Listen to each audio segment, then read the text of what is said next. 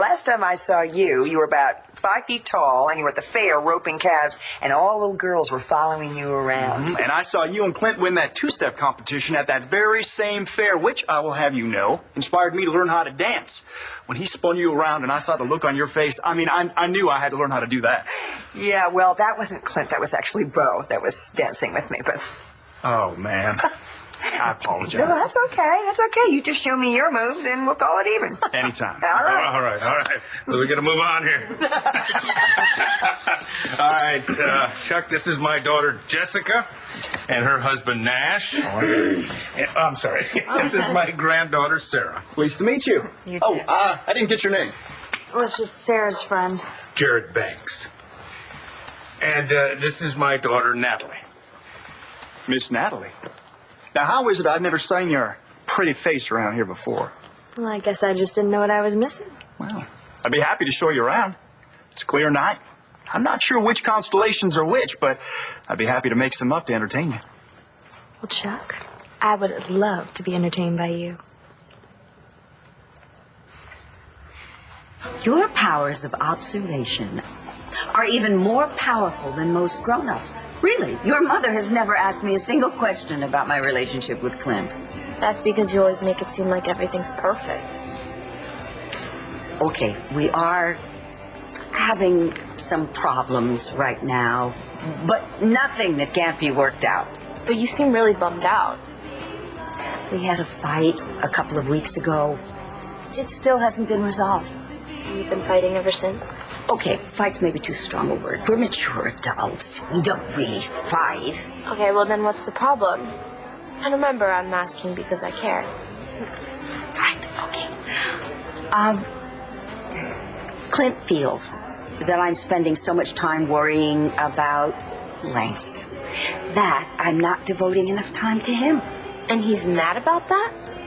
He's going through a difficult time right now, what with his father dying, and he wanted me to go with him to Texas for the reading of the will. But what with your parents out of town and the situation with Langston becoming critical, well, I had to send him off alone. And he didn't understand that? It's nothing that I can't fix once he gets back. All right? Can we not talk about this anymore? Yeah, sure. Well, I'm kind of in a mood right now. Why? Because Cole was supposed to meet us here, and when I called him, he gave me this story about how his computer crashed, and I don't know, I can't get in touch with him, and it's going right to voicemail. Oh, do you feel he's being less than truthful? I don't know. I just want him to know that I'm worried about him, and I care, you know. Oh, I know. Well, get up and help me put these sheets on.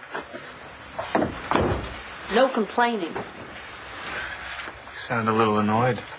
Well, come on. You were going to put me in that room with John and Marty? Oh, I was kidding. I was kidding. You think I'm going to make you sleep with them? You know, you say the only way you're going to get your son... Help me. Get your son is to get married. Well, I marry you. You get thrown in jail. I bail you out, and then I'm get stuck traveling with a woman that I cannot even stand to go look for a son that you had with another woman who tried to kill me. And what do? Oh, come on, Blair. You sleep in the tub, okay? I'm sorry. No, you're not. No, I am. I'm not thinking straight. I've been on the road with John McBain, who, as you can tell, is not the most pleasant of traveling companions.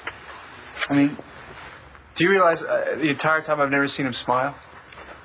And what is this? Every time he's got his hands on his hips like this. What is that? You know what? You're lucky that John is around. Maybe it's your only shot at finding your son. Have you ever thought about that? And come to think of it, he's the reason that you're alive, so why don't you give him a break? You're putting it on wrong. Are you in love with John? Oh, I knew you were going to find out. I knew you would. Yeah, I am. I'm in love with John. That's okay. So am I. He's so heroic.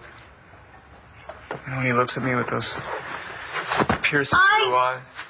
I'm here for you, Todd, okay? And stop treating me like I'm some nagging wife, please. I know you're here to help. I'm sorry. Yes, I know I'm taking it out on you. This whole chase across the country for my kid, it's just taking the last ounce of my sanity away. And you're paying the price. I'm sorry. Todd, you were going to find your son. You will. Well, I thought I was. When we got into town, I swear to God, I thought we were close. And then McBrain wrecked the car, and now we're back where we started. I gotta go back on the road with some guy that I don't like. I don't trust him. I can't bribe him. You're not back where you started, okay? You got me down here, and you can trust me. All right? Here, put the pillowcases on. Get the blanket. Who's taking care of the kids, by the way? Dorian? Great. I think she can handle taking care of the kids for a couple of days. She's probably making Jack sip his juice with one pinky in the air, you know? Teaching Star how to drive a man crazy. 10 easy lessons. She is not that bad. Stop. She is that bad. I'll tell you why. I've got 10 text messages from Jack since I left. 10. I miss you, Dad. When are you coming home, Dad? I don't know how. Why can't we get a maid to do this? I can't do it. I'll do it. You know, I just feel terrible because here I am looking for some kid that I don't know, so I can bring Star and Jack a brother they don't know. And meanwhile, I'm missing their lives. I mean, the two kids that I can't be a father to, I'm leaving behind. What are you thinking, Todd? I'm thinking maybe I should just let this stuff go.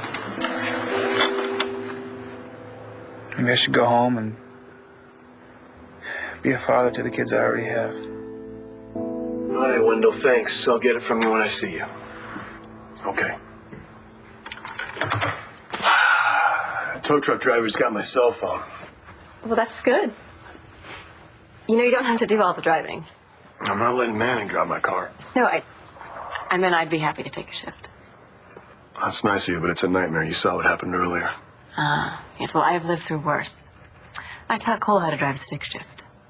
Well, if you're driving, who's going to pry my hands from Manning's neck? I mean, that's what you came down here for, wasn't it? It's one of the reasons. Get some rest. There's nothing more we can do tonight. Do you really think we're going to find Marcy here? It's a good lead. But I mean, if she has this network of people in place helping her evade the authorities, I mean, what makes you think this isn't all, part of her plan? I know she was in that bar in Georgia. Well, I looked right at her.